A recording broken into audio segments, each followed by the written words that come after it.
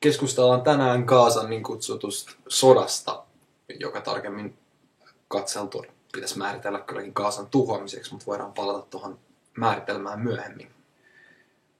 Israel oikeuttaa tämän sodan perusteleita sotaa niin kutsutulla 8 vuoden tauottamalla rakettitulituksella, jota suunnattiin Gazasta Israelin. Miten sä kommentoit tätä oikeutusta? Niin aivan, eli tästähän on tehty lukuisia tutkimuksia ja yksi tunnetuimpia näistä on Human Rights Watchin tekemä, jossa Human Rights Watch toteaa, että vuoden 2005 elokuun ja vuoden 2007 toukokuun välisenä aikana Gazasta ammuttiin Israeliin kaiken kaikkiaan 2700 rakettia. Ja nämä 2700 rakettia tappoi vain 4 israelilaisiviiliä, eli ei puhuta mistään kauhean mittavista luvuista.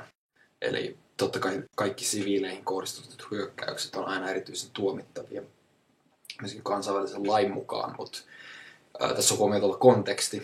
Eli samana aikana Israel ampui Gazaan yli 14 600 granaattia, ja nämä granaatit tappoi 59 ja haavoitti 270 palestiinalaista. Eli kun verrataan näitä lukuja, niin ero on aika huomattava.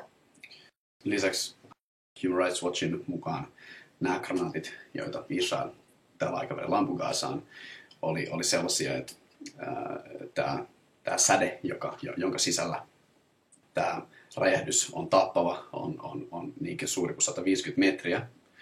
Ja haavoittuminen tapahtuu 100-300 metrin säteellä ja vielä 300 metrin säteen sisällä voi kuolla tähän räjähdykseen. Tässäkin yhteydessä on ehkä mainittava, että Gaza on yksi maailman tiheiten asutuimmista alueista, ja etenkin siksi nimenomaan näiden Israelin ampumien granaattien huomattava tuhovoima on erittäin tärkeä yksityiskohta. Lisäksi tietenkin Gaza oli saarrossa, ja Israel käyttää näistä raketeista usein nimiä Act of War, eli sotatoimi. Lisättäköön tähän, että Gazan saarto, joka on äärimmäisen tiukka, ja Israel kontrolloi siis kaikkia elintarvikkeita, materiaalia, jolla ei mitään sotilaallista merkitystä. Siis Gaza on erittäin katastrofaalisessa tilanteessa tästä johtuen. Tämä saarto on myös sotatoimi. Ihan siinä, missä nämä Gazasta muutut raketit on sotatoimi. Aivan. Puhutaan seuraavaksi lyhyesti tästä termistä Gazan sota. Mitä ajatuksia sinussa herättää tämmöinen ilmaus? Eli sotahan on terminä hyvin joustava. Sitä ei koskaan täydellisesti tarkasti määritelty, mutta joitain rajojahan sille täytyy pystyä tekemään. Tilannehan on se, että palestiinalaisilla ei yksinkertaisesti ole minkäänlaisia ilmavoimia, ei minkäänlaisia merivoimia, ei minkäänlaista huomattavia puolustusvoimia kaiken kaikkiaan. Ei ilmatorjuntaa, ei mitään tällaista. Ei tankkeja. Sen sijaan Israel on maailman militarisoidun valtio. Ne on mahdollisesti yksi militarisoidumpi ehdottomasti. Ja heillä sitten on huomattavasti enemmän resursseja aiheuttaa huomattavaa vahinkoa. Eli yhdet maailman tulivoimaisemmista ilmavoimista, modernit merivoimat, suuri määrä tankkeja, sotilashelikoptereita ja sitten tämmöistä erityisen high-tech-aseistusta, kuten miehittämättömiä lentokoneita, joita valmistavia yhtiöitä Tiger Finland on myös tutkinut.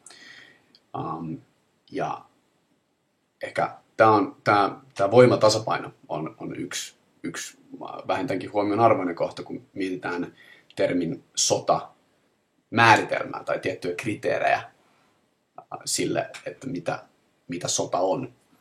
Miten sä kommentoisit näitä syytöksiä, joiden mukaan Hamas käytti ihmiskilpiä tämän 22 päivää kestäneen Gazan tuhoamisen yhteydessä?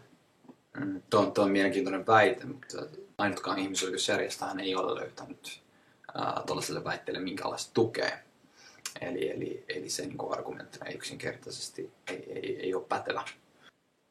Tekisit sä jonkinlaista lyhyttä yhteenvetoa kuolleiden ja haavoittuneiden määrästä tässä Gazan tuhoamisen yhteydessä? Niin, no ne luvut on juurikin niitä, mitä voidaan odottaa, kun voimasuhteet on noin, mitkä juuri mainitsit. Eli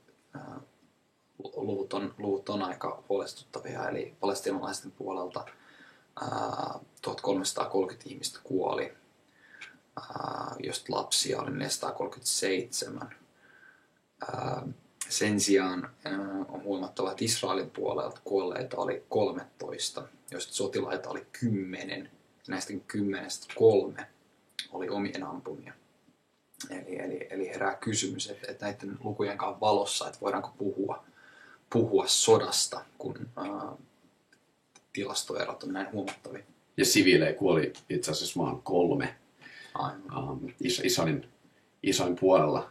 Ja tietenkään siis huolestuttavaahan tästä ei sinänsä tee se, että israelaisia kuoli näin vähän. Sinänsä yksinkertaisesti se, että jos me puhutaan sodasta ja käytetään tällaista termiä, kuka on sota, niin pelkästään nämä 2 yksityiskohtaa, toisaalta voimatasapaino, jota siis suurempaa kuilua 2 taistelun osapuolen välille on vaikea kuvitella. Aivan. Ja toisaalta kuolonuhrit ja haavoittuneiden lukumäärä niin edespäin.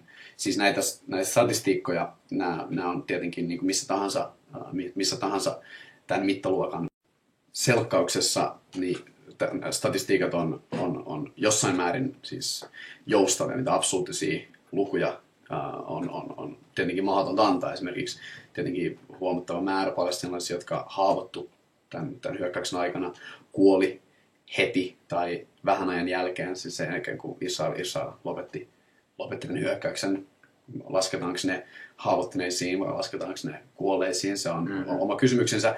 Mutta yksinkertaisesti se, että kuolleita oli siis yleisesti sanotaan, että noin 1400 Gazassa, siis palestiinalaisia, gazalaisia, ja niistä noin 400 oli lapsia. Ja siellä oli itse asiassa 60, vähän yli 60 alle 5-vuotiaasta tai nuorempaa lasta. Eli tavallaan ja haavoittuneita oli melkein 5500. Eli siinäkin mielessä voidaan kysyä, että jos Israelin puolella kuolee 3 siviiliä ja Gazassa kuolee 1400 gazalaista, joista huomattava enemmistö, ehdottomasti yli 900 oli siviilejä, haavoittuu noin 5500. Missä määrin tämä heijastaa tätä termiä sota? Se tuntuu aika kaukaa haetulta. Se varmasti, jos se määritelmä, mitä useimmilla ihmisillä voisi olla olettavan kuin käsitys siitä, että kun puhutaan sodasta, niin tällaiset luvut ja tällaiset voimasuhteet niin ei varmasti heijasta sitä.